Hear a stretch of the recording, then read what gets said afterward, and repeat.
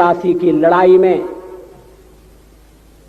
जितने लोग मैदान में लड़ रहे थे उससे ज्यादा लोग मैदान के बाहर खड़े होकर तमाशा देख रहे थे, लड़ाई का परिणाम सुनने की प्रतीक्षा कर रहे थे। देश के भाग्य का निर्णय होने जा रहा था,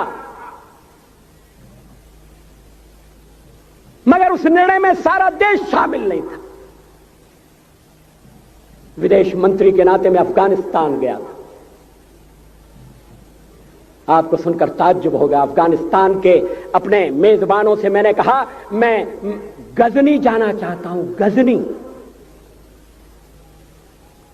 पहले वो मेरी बात उनकी समझ में नहीं आई, कहने लगे गजनी तो कोई टूरिस्ट स्पॉट नहीं है, गजनी में कोई 5 स्टार होटल नहीं है, गजनी में आप जाकर क्या करेंगे, गजनी में आप जाकर क्या देखेंगे। मैं उन्हें पूरी बात नहीं बता सकता था। मेरे हृदय में कहीं गजनी कांटे की तरह से चुभ रहा है। जब से मैंने गजनी से आए एक लुटेरे की कथा पढ़ी है और किशोरावस्था में पढ़ी है, मैं देखना चाहता था वो गजनी कैसा है। आपको सुनकर ताज्जुब होगा, महमूद गजनी का अफगानिस्तान के इतिहास में कोई स्थान नहीं है।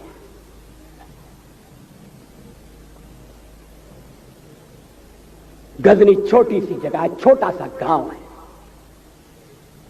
कल्पना करिए सैकड़ों साल पहले वहां धूल उड़ती थी, झोंपड़ियां थी, मगर एक लुटेरा लुटेरों को इकट्ठा करता हुआ सोने की चिड़िया को लूटने के लिए चला आया। आपस की फूट से जो राजा है वो लड़ेगा, जो क्षत्रिय है वो लड़ेगा। हमने समाज के बहुत बड़े वर्ग को लड़ने के अधिकार से वंचित कर दिया।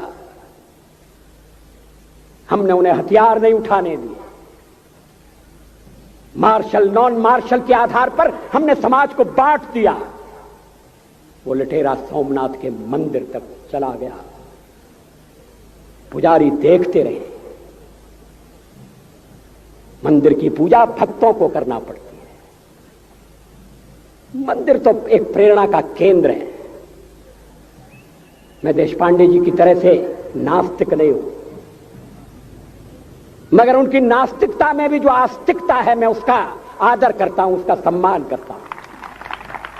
वो जिस आत्मविश्वास से नास्तिक होने की बात कहते हैं,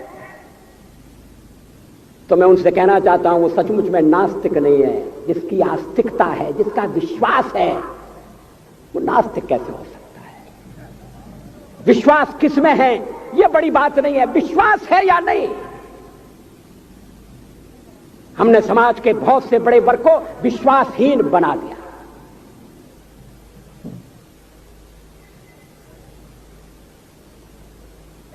लोगों ने हथियार नहीं उठाए, वेद पढ़ने के दरवाजे बंद कर दिए। इसलिए हम पादाक्रांत हुए। अफगानिस्तान में मैंने एक बात और देखी। मुझे जिस होटल में ठहराया गया उसका नाम था कनिष्क। अफगानिस्तान एक मुस्लिम देश है। मुझे बड़ा ताज्जुब हुआ। मैंने कहा कनिष्क यहां कहां से आया? तो मेरे साथ अफगानिस्तान के विदेश मंत्री थे। मैंने कहा कनिष्क आपका कौन लगता है? कनिष्क से आपका क्या संबंध है? कहने लगे कनिष्क हमारा पूर्वज है, कनिष्क हमारा पुरखा है। He was one of our forefathers। मैंने कहा तब तो हमारे आपके पुरखे एक हैं। अफगानिस्तान के लोगों ने उपासना पद्धति बदली है, संस्कृति नहीं बदली। आज के भारत के परिवेश में यह सुनने के बाद थोड़ा विचित्र लगता है। हमारे यहां तो धर्मांतरण के साथ राष्ट्रांतरण होता है, ऐसा दृश्य दिखाई देता है। पड़ोसी देशों में ऐसा नहीं हुआ। अभी राम जन्मभूमि का मामला चल रहा है। एक विदेशी आए, कहने लगे राम जन्मभूमि का क्या झगड़ा है?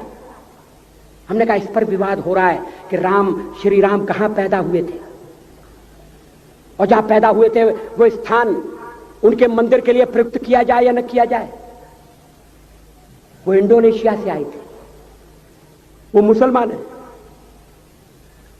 कहने लगे हम तो समझते थे कि राम के लिए सारे भारत में आदर होगा, सम्मान होगा। हमने कहा ये आपने कैसे समझा? कहने लगे आप तो इंडोनेशिया आ चुके हैं, इंडोनेशिया में बहुत से लोगों ने इस्लाम स्वीकार कर लिया, मगर श्री राम को विस्मृत नहीं किया, श्री राम को भुलाया नहीं। इंडोनेशिया के बाली द्वीप में 1 महीने रामायण की लीला होती है। मैं उस समारोह में जा चुका हूं। उस समय भी विदेश मंत्री मेरे पास बैठे थे। मैंने कहा ये रामायण ये क्या हो रहा है? मैंने कहा एक्सीलेंसी ये मंच पर क्या हो रहा है? कहने लगे एक्सीलेंसी आपको पता होना चाहिए। हमने कहा मुझे तो पता है मगर मैं जानना चाहता हूं। कहने लगे ये रामायण है, ये राम है, ये लक्ष्मण है, ये सीता है। हमने कहा इनसे आपका क्या संबंध है? आप तो मुसलमान हैं। कहने लगे हमारा संबंध बहुत पुराना है, हमारा तब का संबंध है जब हम मुसलमान नहीं हुए थे।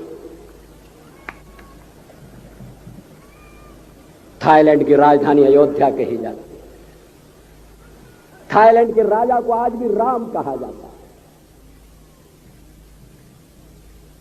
सावरकर जी ने हिंदू राष्ट्र की बात कही, हिम्मत के साथ। बुनियादी तौर पर भारत हिंदू राष्ट्र है।